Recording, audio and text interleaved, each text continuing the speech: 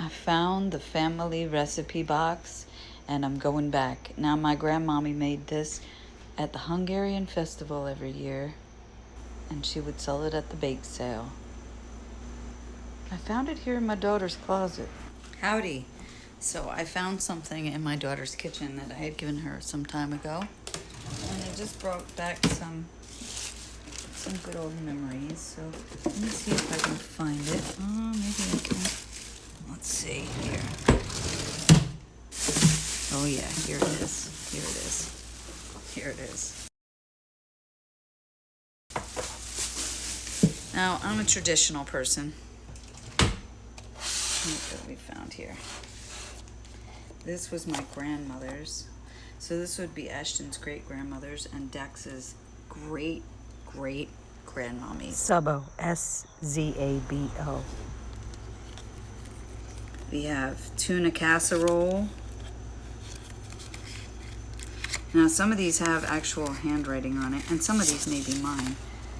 That's something we cut out from like a flour thing. There's my banana bread muffins. Let's see what else we have in here.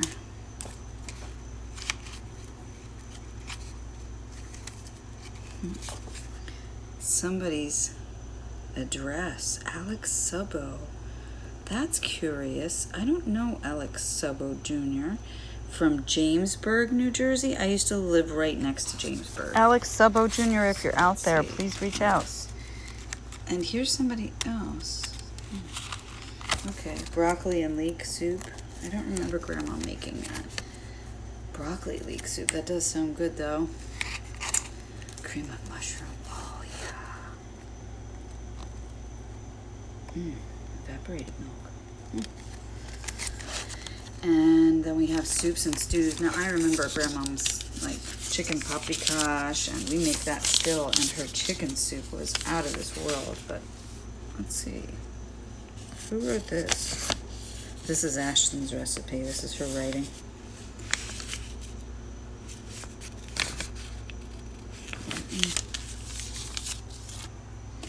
Now let's see what this one is too. It's like opening a treasure trove. I haven't seen these recipes in so many years. This one is divine. Hungarian jam and meringue.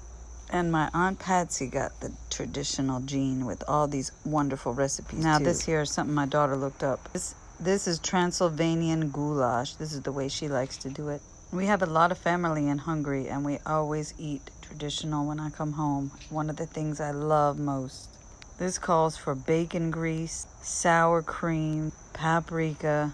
These days, I substitute with kefir, plain yogurt, because I'm allergic to dairy. But look at this one. This is great-grandmommy's writing. Apple strudel. This is the way I remember to make it. Beef goulash. A lot of soups and stews. This one is sauteed chicken livers. This one is from my Aunt Patsy, I believe. Yep, sure enough, that's her writing there. She's a gourmet cook. Fabulous. Fantastic. Amazing dishes. So a little something from all the ladies in the Szabo family. My great-grandmommy, my mom, Sandy, my Aunt Patsy, and myself and my daughter. Patty, we need one from you in here.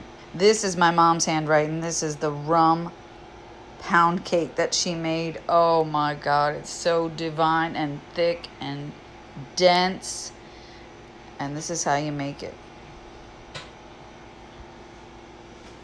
You cream all the things together, the eggs and the butter and the sugar, and then you add the flour and such on like that. And you bake it at 325 for an hour. This is a pound cake, and you put it in a bundt or tube pan. Now let's see if you could figure out the recipe.